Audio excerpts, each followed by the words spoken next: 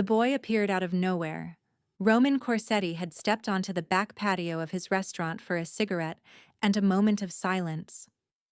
The block party on Lawson Street was loud enough to rattle windows 3 blocks away, and his meeting with the Calabresi family had run long, leaving him with a headache and a temper balanced on a knife's edge. He didn't expect to find a child standing at the edge of his property. The boy was small, too small, with wrists like bird bones and clothes that hung off his frame. 4 years old? Maybe 5. Brown hair that needed cutting, and eyes that were far too old for his face. He stood perfectly still, watching Roman with an intensity that would have been unnerving from an adult. From a child, it was something else entirely. "You lost, kid?" The boy shook his head, didn't speak, just kept staring with those ancient eyes. Roman should have called for one of his men, should have sent the child back to the block party, back to whatever parents had let him wander into this part of the neighborhood. Instead, he found himself crouching down, bringing himself to the boy's level. "What's your name?" "Oliver." The voice was barely a whisper. "Are you a bad guy?" The question hit Roman like a fist to the chest. He thought of his father, the belt, the bottles, the broken bones that healed crooked. He thought of the things he'd done since then, the blood on his hands, the empire built on fear and violence. "Some people think so," he said carefully. "Why do you ask?" Oliver studied him for a long moment. Then he stepped closer, close enough that Roman could see the fading bruise beneath his left eye, the yellowed edges that meant it was days old, the careful way he held his right arm against his side. "You look strong," Oliver said, "like you could fight monsters." Something cold settled in Roman's chest. "What kind of monsters?" "The one that lives in my house." Oliver's voice didn't waver. "He comes at night when he drinks the angry juice. He hurts me. I try to be quiet, but it doesn't help." His small hand reached out and touched Roman's sleeve. "Can you scare him away? Please? I'll be good. I promise I'll be good." Roman couldn't breathe. He was 9 years old again, hiding in the closet, listening to his father's footsteps on the stairs. He was 12, standing over his mother's hospital bed, watching her lie about how she got the broken jaw. He was 15, putting his father in the ground and swearing on his grave that no child would ever suffer the way he had suffered. Not if Roman Corsetti could stop it. "What's the monster's name?" His voice came out rough, dangerous. "Craig. He's my stepdad." Oliver's lip trembled. "My mommy died. Now there's only him." "Where's your teacher? Your school?" "Miss Nora." For the first time, something like warmth flickered in the boy's eyes. "She's nice. She lets me draw pictures and she doesn't yell when I hide under the table." "Does Miss Nora know about the monster?" Oliver's face crumpled. "I showed her my drawings. She got really sad. She said she was going to help, but Craig said if I told anyone, the monster would get worse." He pressed closer to Roman, his small body trembling. "But you're bigger than the monster. You could make him go away." Roman's hands curled into fists. He thought of Craig, whoever Craig was, and felt a rage so pure, so absolute, that it burned away everything else. "I'll make him go away," he said quietly. "I promise." Oliver's eyes went wide. "Really? Really?" Roman reached out and touched the boy's shoulder. Gently, so gently. "But I need you to do something for me first. I need you to go back to Miss Nora. Stay close to her. Don't go home tonight. Can you do that?" "But Craig will be mad." "Craig won't be anything." Roman's voice was ice. "Not anymore. Not ever again. Do you understand?" Oliver stared at him for a long moment. Then, slowly, he nodded. "Okay," he whispered. "I believe you." He turned and ran back toward the block party, his small figure disappearing into the crowd. Roman watched him go, his heart pounding, his mind already racing through the steps he would need to take. "Boss?" Nico's voice came from the doorway. "Everything all right?" "Find out everything you can about a man named Craig, stepfather to a boy named Oliver. Lives somewhere near Lawson Street." Roman straightened, and his expression hardened into the mask his enemies knew and feared. "And find me the boy's teacher, someone named Nora." "What's going on?" Roman thought of Oliver's bruises, his whispered plea, the desperate hope in his eyes when he'd asked a stranger to fight his monster. "We're going hunting." Nora Sullivan was losing her mind. Oliver had disappeared 20 minutes ago, and no one had seen him. She'd searched the entire block party twice, asked every parent, checked every corner and hiding spot a 4-year-old might find. Nothing. He was simply gone. Her hands were shaking as she pulled out her phone to call the police. This was her fault. She should have been watching more closely. She should have... "Miss Sullivan?" She spun around. A man stood behind her, tall and dark-haired, wearing a suit that cost more than her annual salary. His face was all sharp angles and shadows, beautiful in a way that was almost frightening. But it was his eyes that made her breath catch. Dark as midnight, cold as a winter grave, and fixed on her with an intensity that made her feel like prey. "Who are you?" "My name is Roman Corsetti." He said it like she should recognize it. Maybe she should have. "I found something that belongs to you." He stepped aside, and Nora's heart nearly stopped. Oliver stood behind him, small and pale but unharmed. He saw Nora and ran to her, throwing his arms around her legs with a force that nearly knocked her over. "Miss Nora, I found him! I found someone to scare the monster!" Nora's blood turned to ice. She looked up at the man, at Roman Corsetti, whoever he was, and saw something in his expression that made her want to run. "We need to talk," he said quietly, "about the monster in Oliver's house.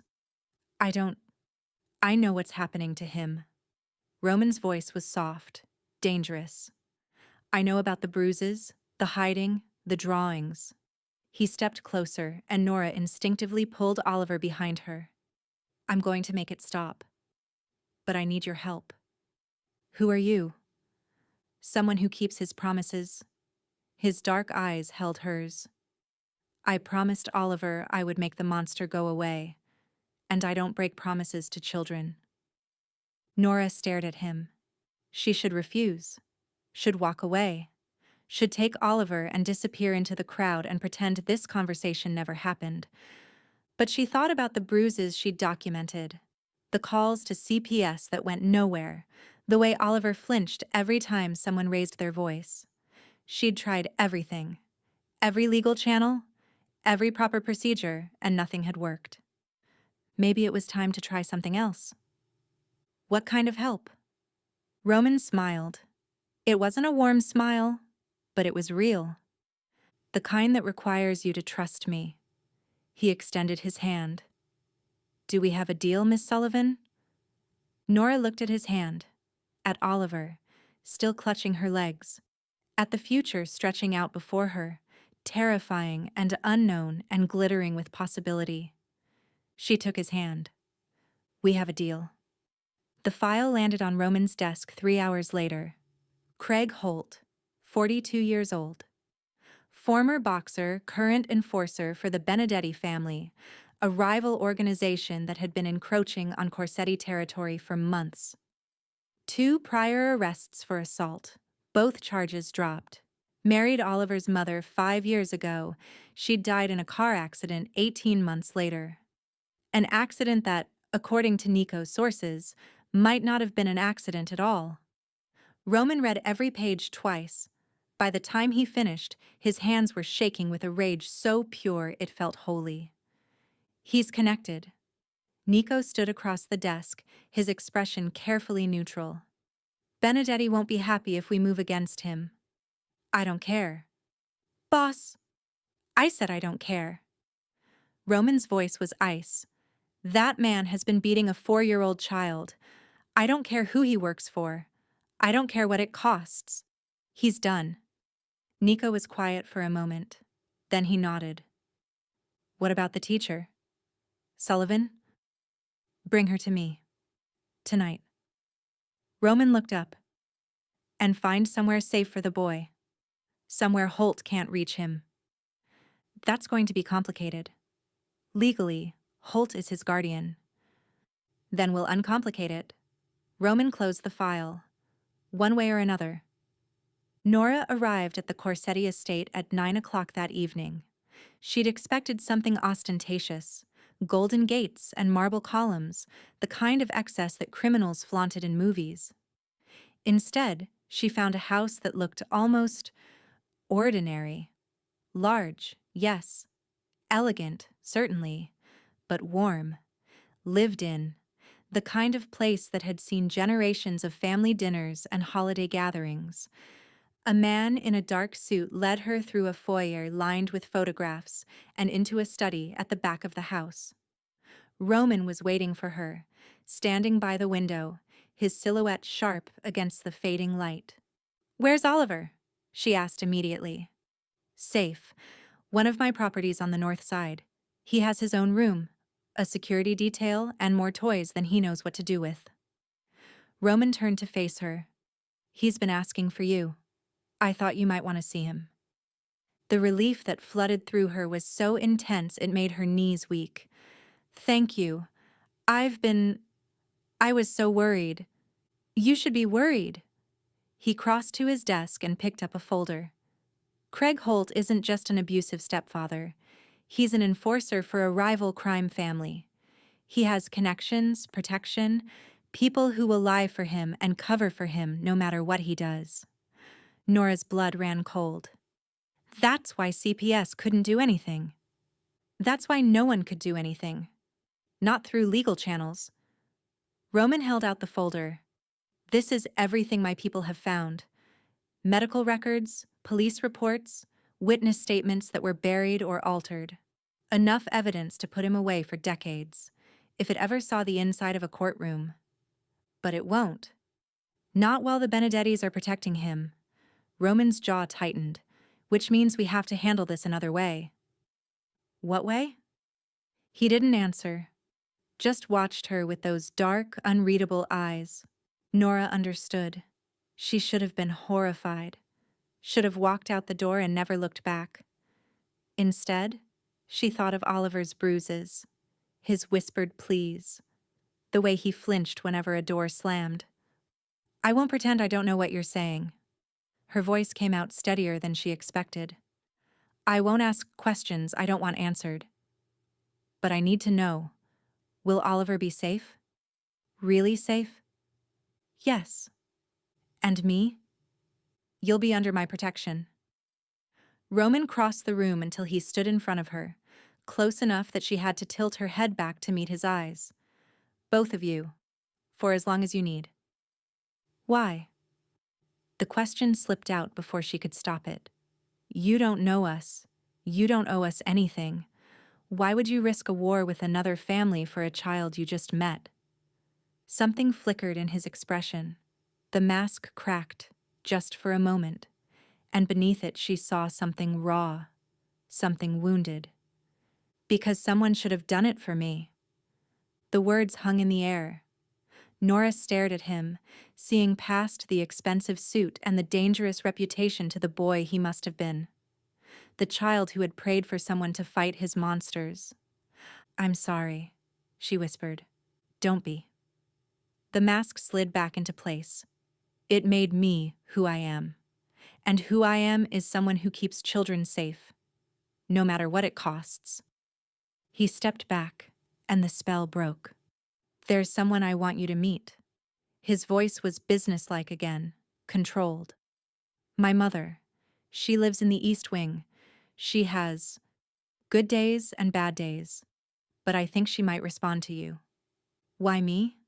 "Because you're gentle." He glanced at her, something almost vulnerable in his eyes. "And she's been surrounded by hardness for too long. He led her through the house to a sunlit room where an elderly woman sat by the window, her silver hair pinned back from a face that must have been beautiful once.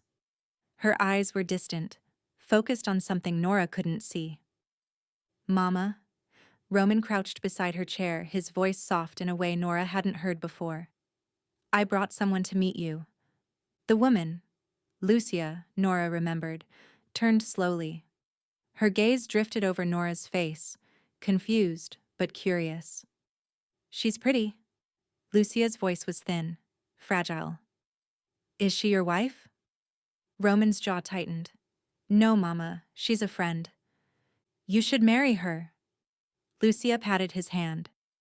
You need someone kind, someone to take care of you. Nora felt heat rise to her cheeks, but Roman just smiled, a real smile, sad and tender, and kissed his mother's forehead.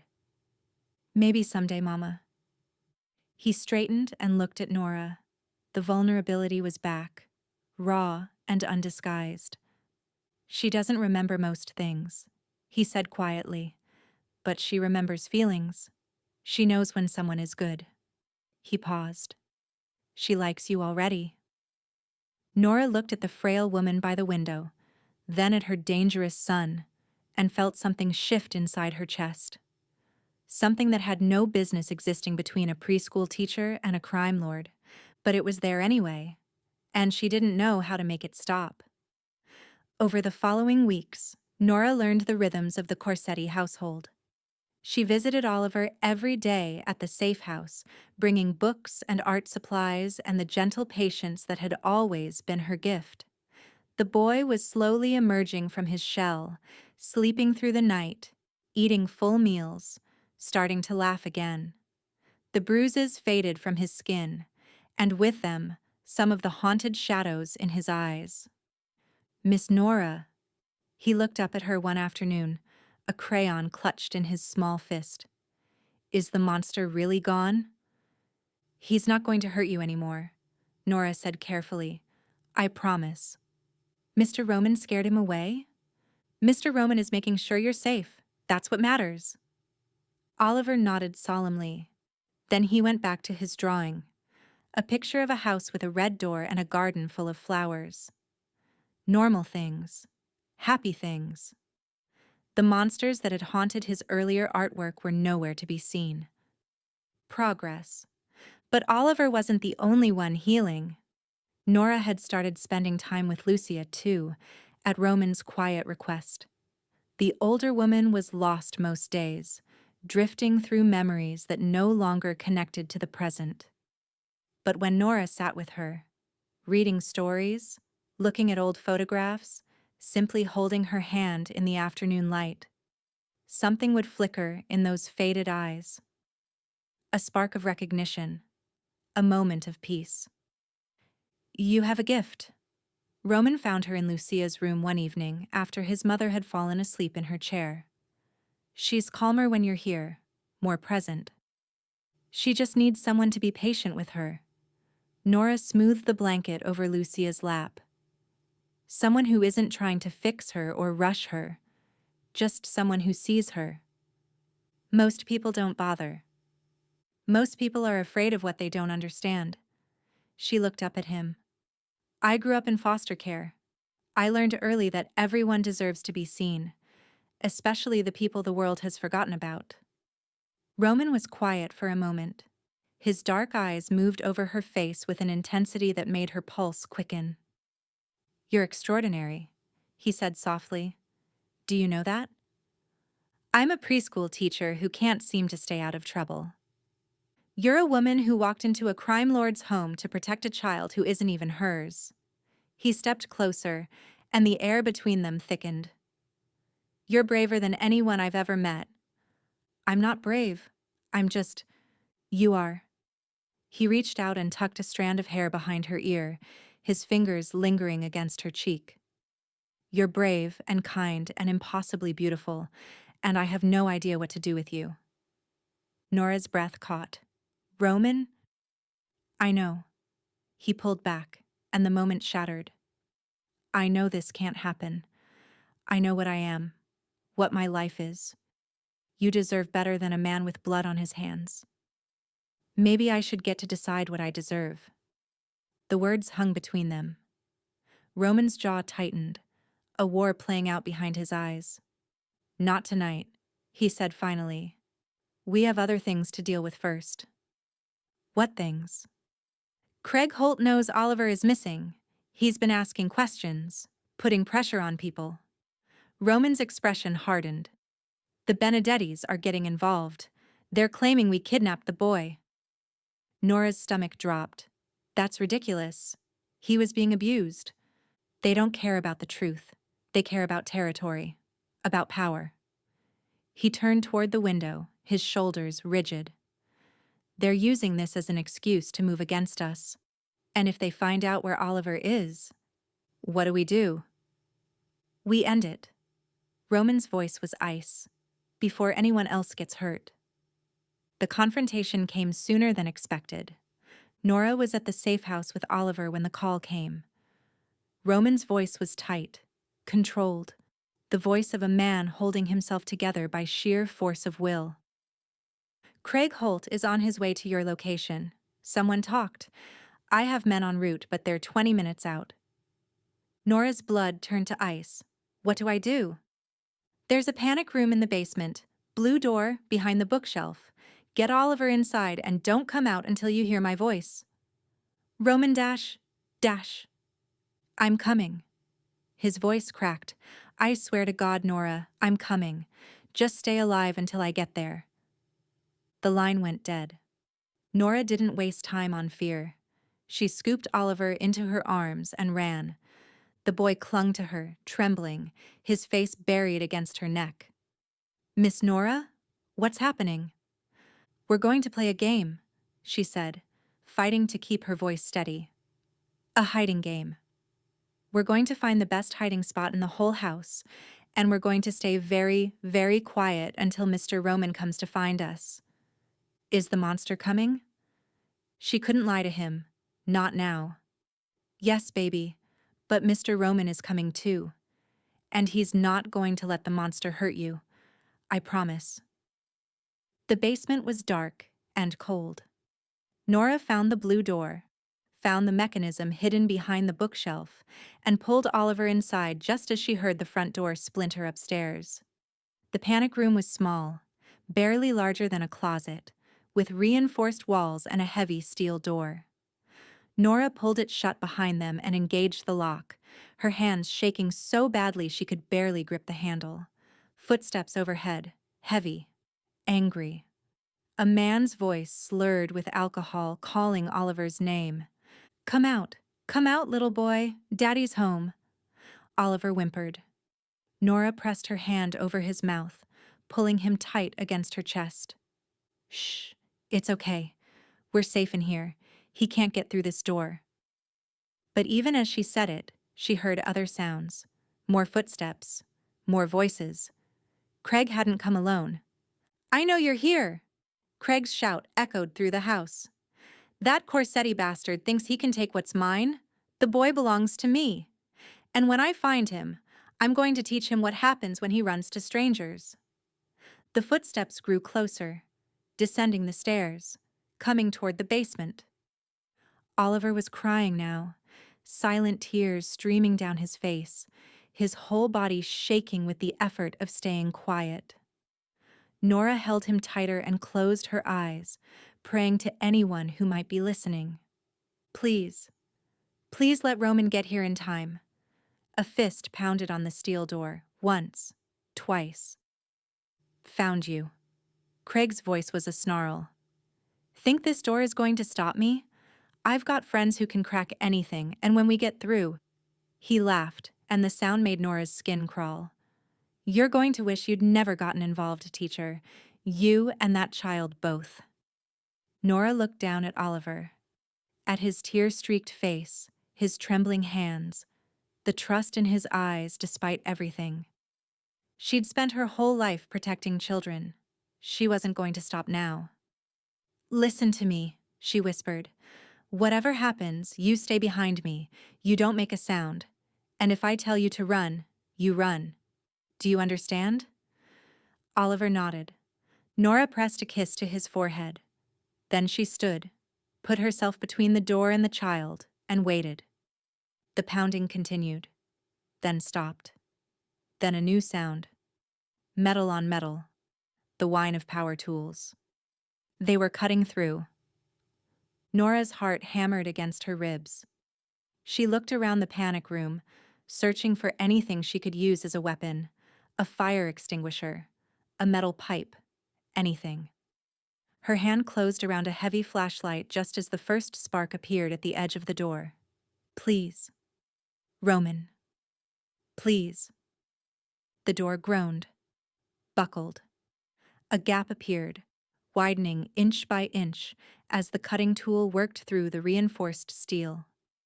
And then, gunfire, not from the door, from upstairs.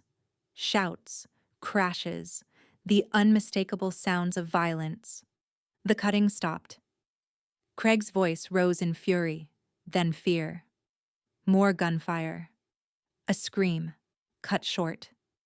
Then silence. Nora stood frozen, the flashlight raised, her body shielding Oliver. Seconds passed, minutes, an eternity.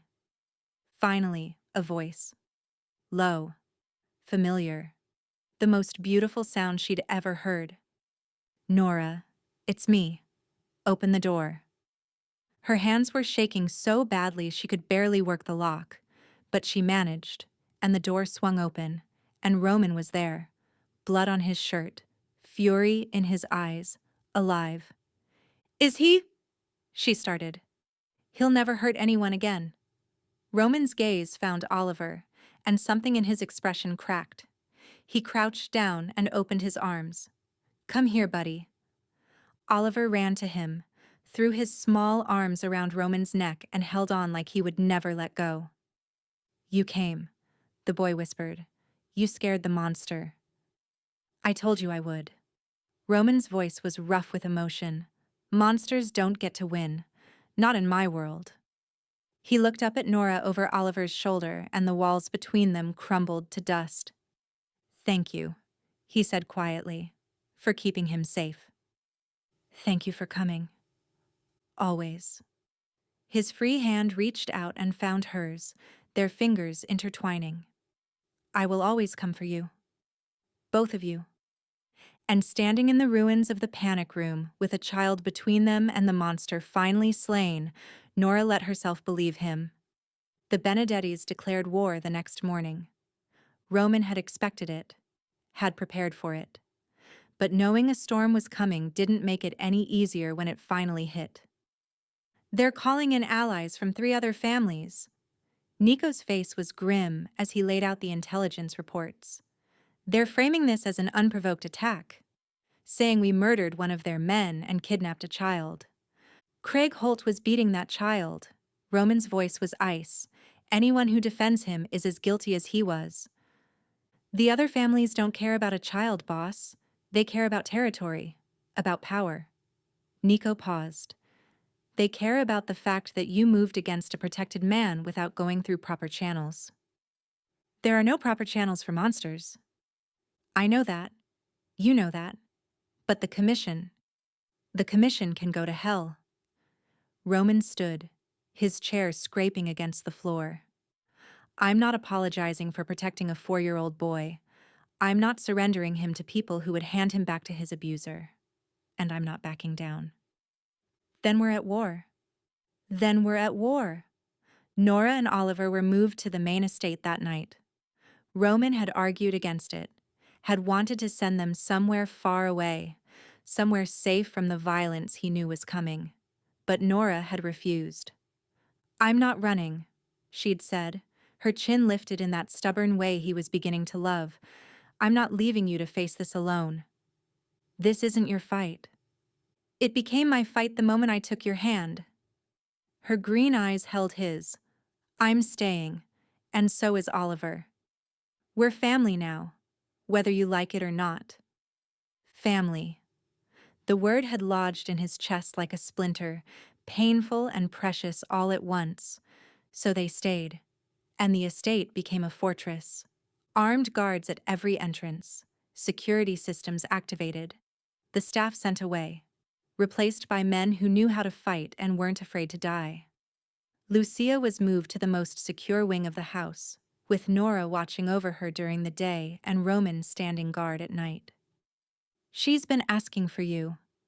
Nora found him in the library at 2 in the morning, dark circles under her eyes but her voice steady. "Your mother. She keeps saying your name. She doesn't remember who I am." "Maybe not, but she remembers that she loves you."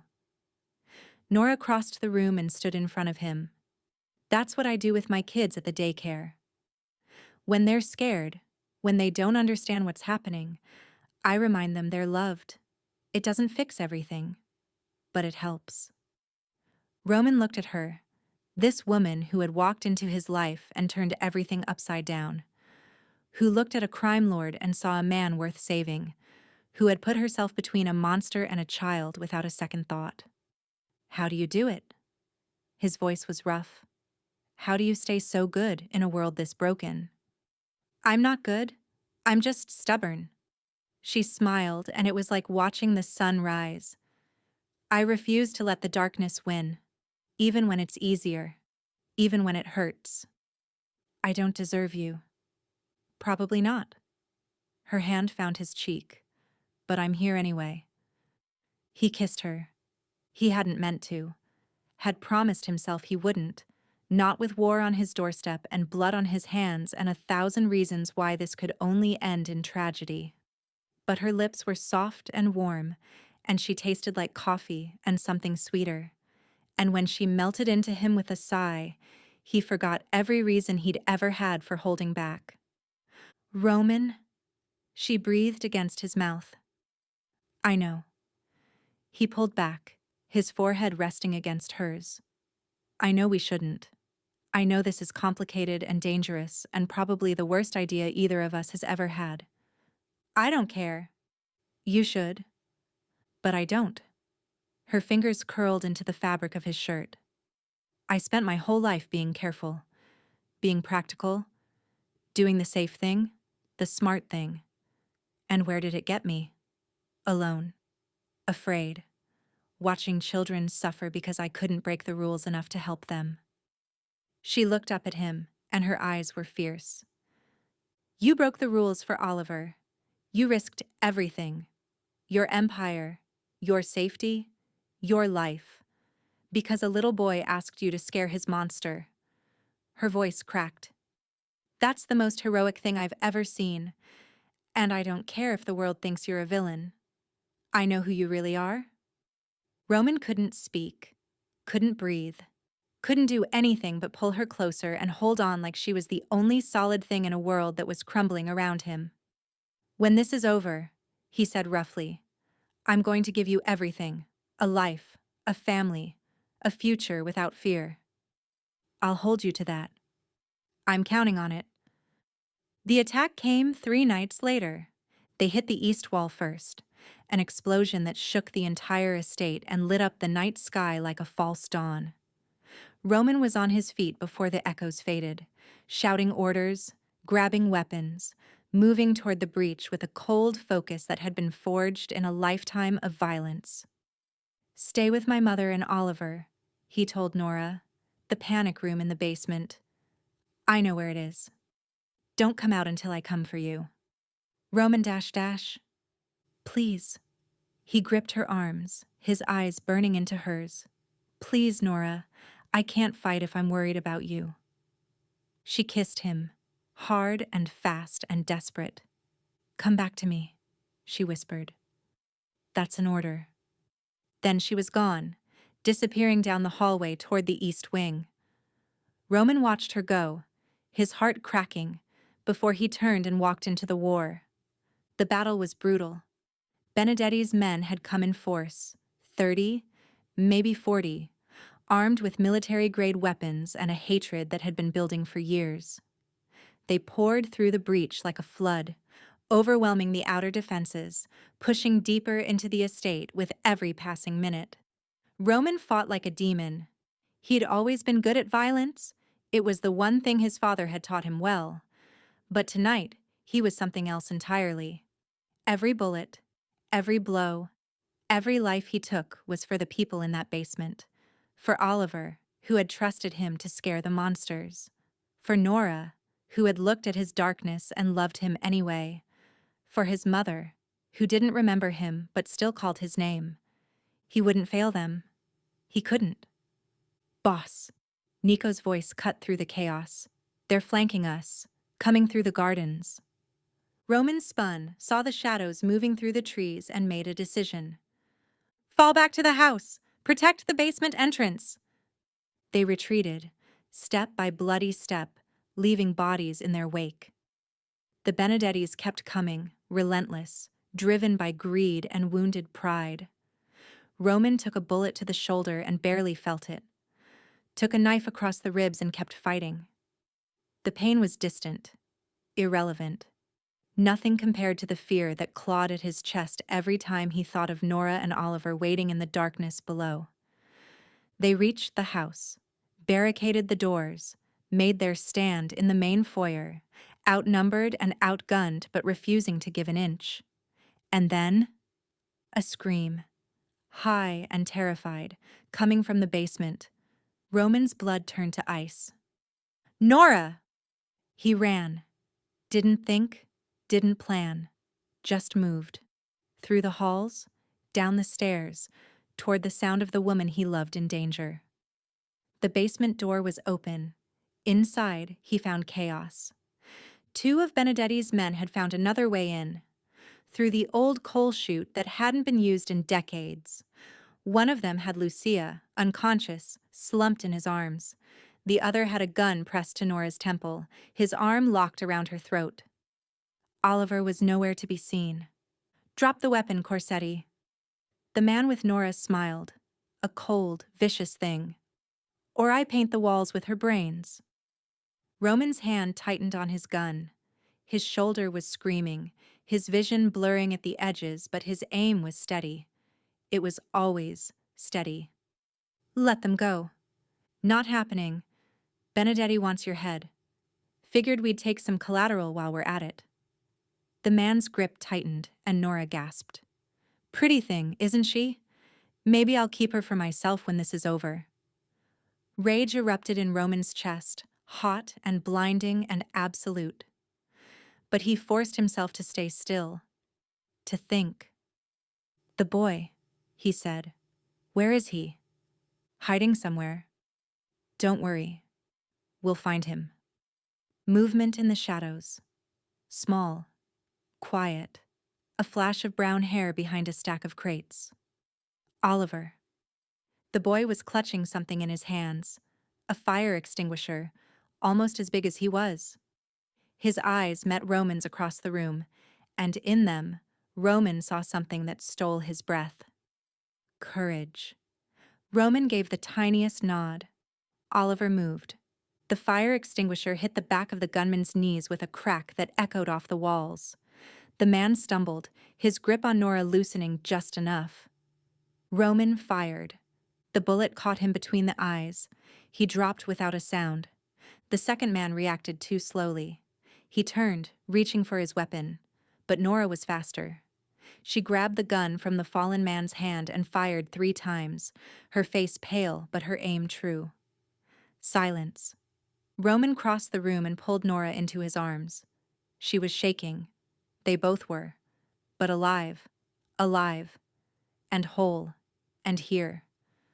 Oliver, she gasped. Where's... I'm here. The boy emerged from behind the crates, the fire extinguisher still clutched in his hands. His face was streaked with tears, but he was smiling. I helped, didn't I? I helped scare the monsters. Roman laughed, a broken, desperate sound, and pulled the boy into their embrace. You were so brave, he said roughly, the bravest kid I've ever met. I learned from you. Oliver's small arms wrapped around his neck. You said monsters don't get to win. That's right. Roman held them both tighter. And they never will.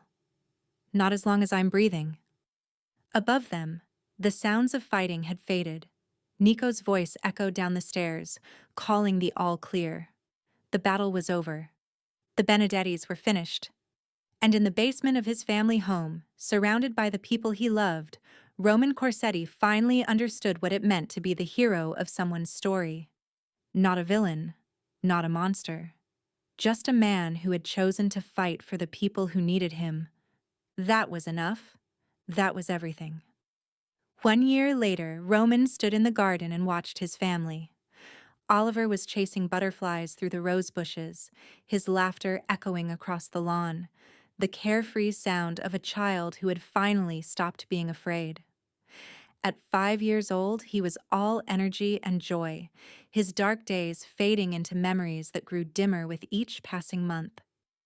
The adoption had been finalized in the spring, making official what had been true in their hearts since that night in the basement. He was theirs now, their son, their miracle. Lucia sat in her favorite chair by the fountain, a blanket across her lap despite the summer warmth.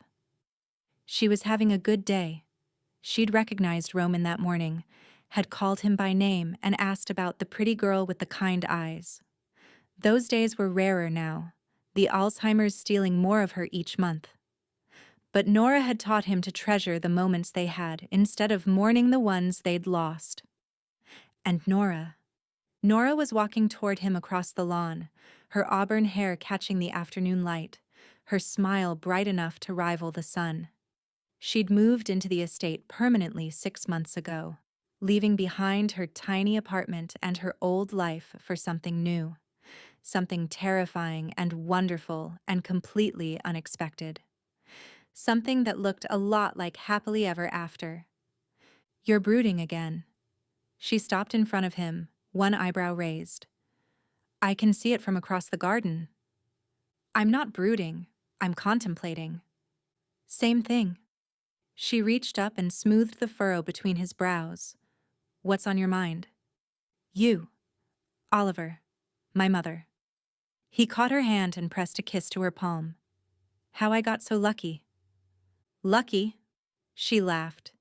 "You fought a war for a child you'd just met, took in a random preschool teacher and got shot twice in the process.